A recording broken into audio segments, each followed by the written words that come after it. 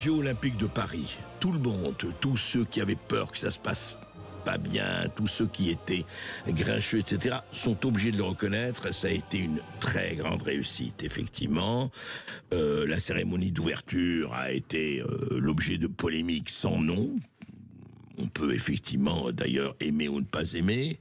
Mais il y a eu, en tout cas, ça a été pendant 15 jours une réussite, on peut le dire, incontestée. Simplement, elle a coûté cher, cette réussite. Alors c'est là où, effectivement, la polémique peut se donner. Voilà. Rien que la cérémonie d'ouverture, encore une fois, où certains ont vu des rituels sataniques, d'autres du sacrilège, d'autres, au contraire, des choses magnifiques. Moi, je crois qu'il y avait les deux. Hein. Il y avait des choses formidables, des choses peut-être de moins bon goût, mais en tout cas, bon, ça existait. Et rien que la cérémonie d'ouverture a coûté 100 millions d'euros. Sans compter les dépenses de sécurité qui, elles, pourraient faire gonfler la facture totale au-delà de 120 millions d'euros.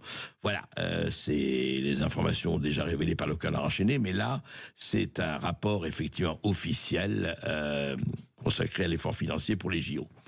Je rappelle que la cérémonie d'ouverture de Londres en 2012 n'avait coûté que 30 millions d'euros. Après, il y a tous les financements publics pour l'organisation des Jeux dans leur ensemble, avec une facture globale qui atteint désormais au moins 2,8 milliards d'euros, c'est-à-dire près de 3 milliards d'euros.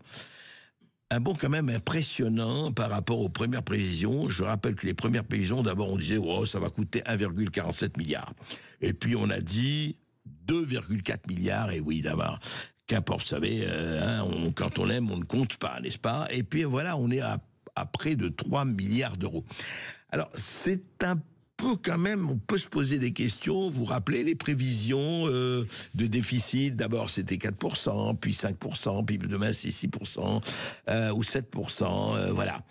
Et combien a touché le comité d'organisation des Jeux Olympiques? Eh bien, 204 millions d'euros de financement public, plus des rallonges successives pour préserver l'ambition des Jeux Olympiques et Paralympiques.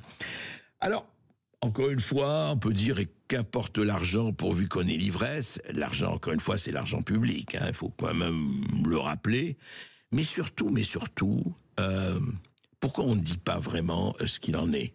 Pourquoi on lance comme ça une espèce de pièce, on va voir de quel côté, pile ou face, elle va retomber? Pourquoi on n'avait aucune idée? Nous avions reçu ici un certain nombre de journalistes qui avaient enquêté sur les Jeux Olympiques. Ils disaient, mais on n'avait aucune idée. Voilà, on lançait. On va faire ça, on va faire telle piscine. Je ne parlerai pas du 1 million 400 000 euros dépensés pour dépolluer la Seine. Et on voit aujourd'hui, tout le monde nage dans la Seine. Hein, on a bien vu ça. Enfin, 1 million, quand même, 400 000 euros. Et la piscine qui devait ouvrir, qui n'a jamais ouvert parce qu'elle n'était pas aux normes, etc., etc., etc. Simplement, on a quand même envie. Et très bien, ça s'est passé, etc. Mais on a envie de savoir pourquoi après, il faut chercher des impôts. Il faut relancer les taxes, retaxer.